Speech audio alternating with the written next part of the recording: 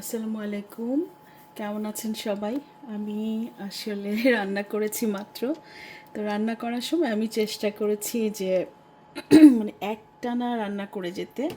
আমার এডিট করতে অনেক ঝামেলা লাগে। তো রান্না হয়ে গেছে আমার। এটা হচ্ছে মৃগেল মাছ দিয়ে ফুলকপি রান্না করলাম। লাস্টে একটু জিরা আর ধনিয়া পাতা আবার দিয়ে দিলাম। খুব সুন্দর একটা মোমো করা অ্যারোমা। আর এখানে মাছ, কিছু মৃগেল মাছ একদম কড়কড়া করে ভাজি করলাম।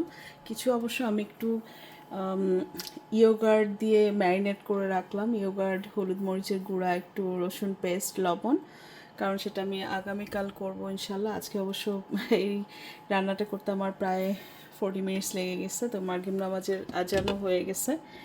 আর এটা হচ্ছে চামচটা পড়ে গেছে, এটা আমার ছেলে রান্না করেছে। একটা সাদা সিরিয়ান ডিশ, এখানে বিফ আর ডাল আর একটু বাসমতি চাল আছে, খুব সুন্দর একটা ফ্লেভার। এটা আমি গতকালকে সামিন রান্না করেছে, তো আজকে এটা আবার রিহিট করলাম।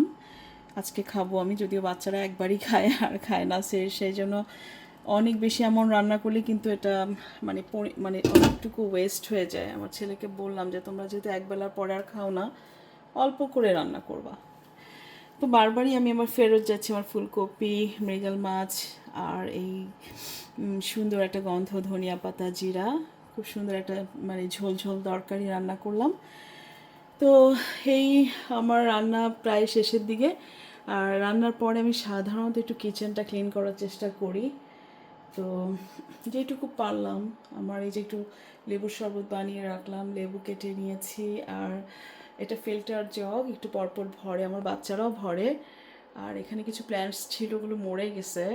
তো এই হচ্ছে আমার কিচেন রান্নার পরের অবস্থা। চেষ্টা করি আমি রান্না করলে সবসময় একটু গুছিয়ে রাখতে। আর এখানে আটা করা হয়েছিল সকালবেলা, যেটা আমি পানি দিয়ে ভিজিয়ে রেখেছি। এই তো। আর এখানে আমার ছেলে চা বানিয়ে রেখেছি, লিকার চা। এখানে আসলেও কী করে বেশি করে একটু পরপর চা খায়, দিনে 3-4 কাপ হয়। তো বলেও ওকে স্টপ রাখতে পারি না। আর এটা মনে হয় মগে নিয়ে গরম করে একটু লেবু অ্যাড করে খাবে। তো রেখে দিচ্ছি। আজকে ছিল বৃহস্পতিবার, 25শে জুন। আর আগামীকাল শুক্রবার। শুক্রবারটা আমাদের অনেক ব্যস্ততা। আমার শরীরটা বেশ খারাপই যাচ্ছে, সেজন্য আমার মনে হয় কিছু ব্লাড টেস্টে যেতে হয়েছে, আরও যেতে হবে।